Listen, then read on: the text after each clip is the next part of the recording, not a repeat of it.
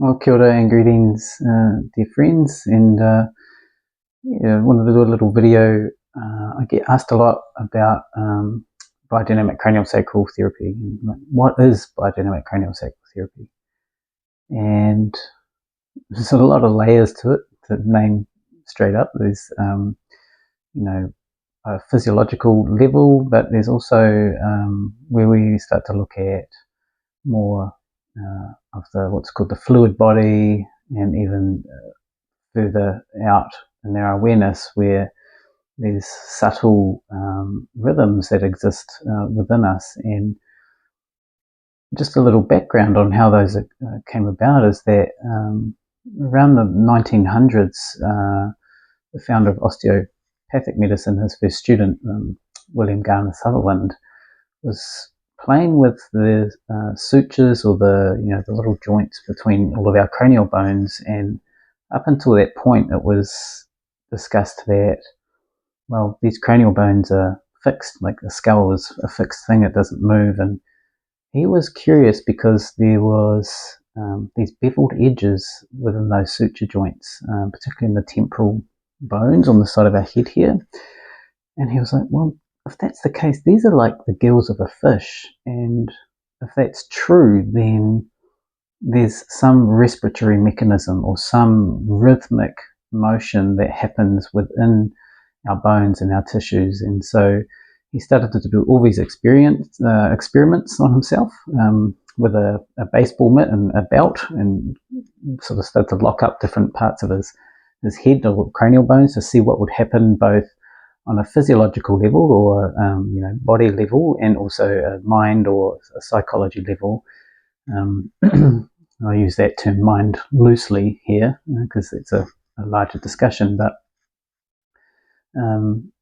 what he found was that each of these bones actually has this motion dynamic, and when that motion dynamic is in harmony and all the cranial bones operating well, and then our system is orientated towards health. And over the years, it's developed further and further into what's called, biodynamic craniosacral therapy. And biodynamic, that term just means wholeness. And there's a lot of talk out there around healing today, and healing comes from the root origin, which means to make whole.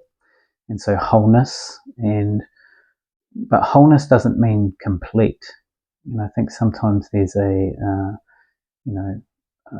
terminology thrown around where come heal or be healed, or to make whole. And if we sort of orientate to the sort of the belief that wholeness or healing means complete, then what tends to happen is there's a bunch of unintegrated stuff that still remains in our system.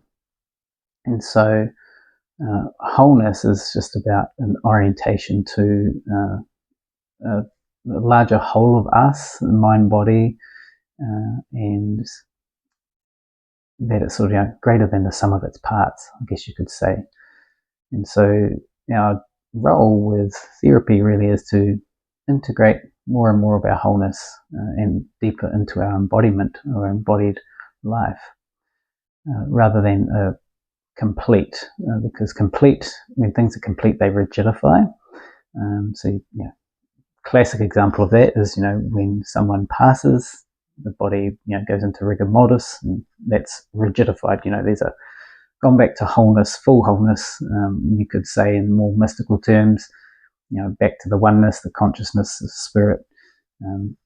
So, just wanted to sort of name that before we sort of continue about craniosacral. And, as humans or biological organisms, we are self-organizing.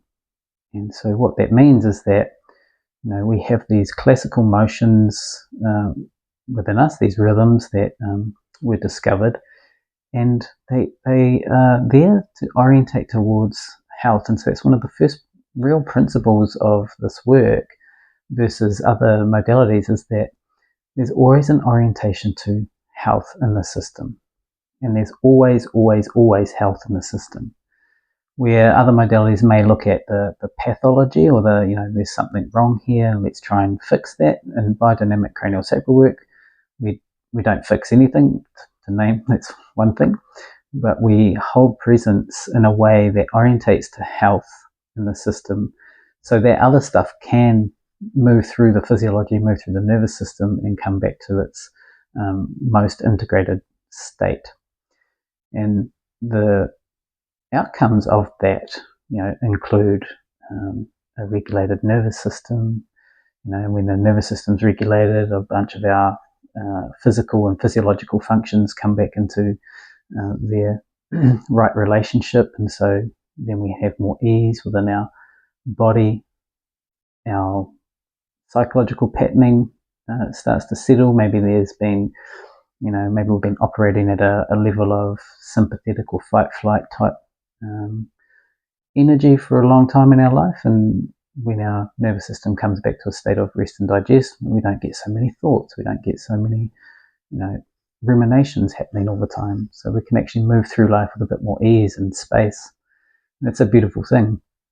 It's just a brief example. So we're self-organizing, and usually that organization is around a midline of our body, and that's where the craniosacral system comes in. So cranial, obviously cranium, and sacrum, that big triangle bone at the back of our pelvis, is home to our earliest development in embryological life. So it's where the middle of our body first expresses itself, and also where our cerebral spinal fluid starts to flow within our spinal column. So it's one of the things that we notice within craniosacral work is the flow of cerebral spinal fluid and how that's expressing itself in the system.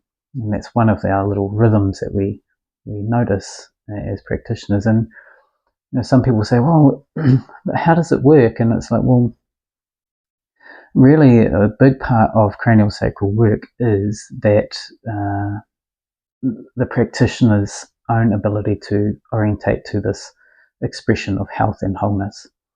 And so a large part of the training for practitioners is very refined ways of doing that, and really a lot of what's called personhood development or personal process development. So looking at our own patterning and wounding and traumas, so that when we're there at the table and we can orientate to this wholeness, we can just be there without getting activated ourselves or doing something where we may end up putting a force into someone's system. So that's a brief sort of outline. And there's a lot of talk around the somatic work these days, and somatic psychotherapies and different aspects and like that. And somatic just means the body, but and actually the earlier understanding of that word was actually the sacred body, and it's around the reverence of our wholeness, of our biodynamic expression that we can sit with and really notice as those rhythms start to emerge and bubble and transform. And it's a most non-violent, non-invasive modality. It's a light touch body therapy, and the beautiful thing about that is that the light touch actually doesn't activate the defenses in someone's system. So that's a really key point to this modality, is that if you go for some sort of other modalities where there's a lot of deep tissue work, or they're trying to release something or trying to do something, can actually stimulate the defenses in someone's nervous system. Where with craniosacral work, it's about non-violence, non-invasiveness, and it's really about this state of being. And when you're in that state of being, orientating towards the health and expression in the system, you can notice where the health is expressing itself and where it's not.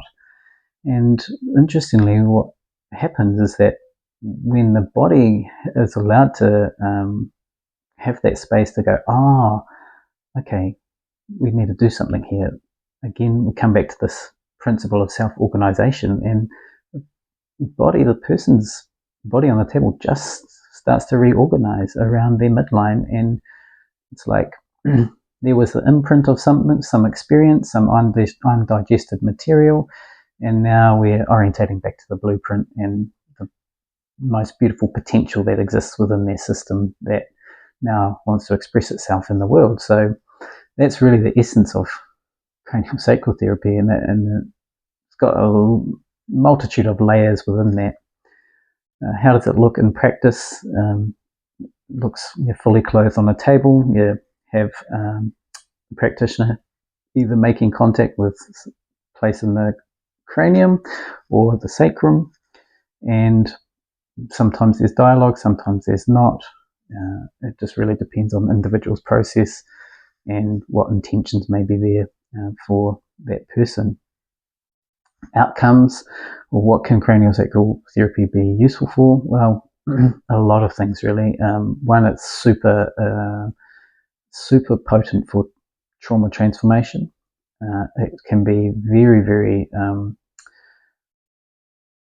again, super transformational for, actually it's pretty limitless actually. I don't want to really put it into a box. It's limitless in its potential when we orientate to this expression of health in the system. So yeah, that's craniosacral therapy, or a little snippet of it anyway, and hope you enjoyed this vid, and I will do another one around prenatal psychology, which really ties into this work. Which, just to name, craniosacral therapy can be super useful for post-birth experience. So, if we've all been through a birth process, that birth process does have a lot of need fight-flight energy to complete a birth process, and the forces within a birth process can influence different aspects of our health. I.e., maybe we had pressure on one area of our cranial bones, and yes, it's not fused yet, but that force can be imprinted into the system and can stay with us throughout life until it's actually given the chance to move through and to reorientate and reorganize. So that's just a brief example of why craniosacral therapy can be super useful for babies and new mums, as well as the elderly, anyone. So it's really, the beautiful thing about it is it's so non-violent, it's so non-invasive, it's super open and available for a range of different expressions of our physiology and mind-body connection. So yeah, craniosacral therapy. If you're interested, throw me a message and I can send you some more info. Okay, bye for now.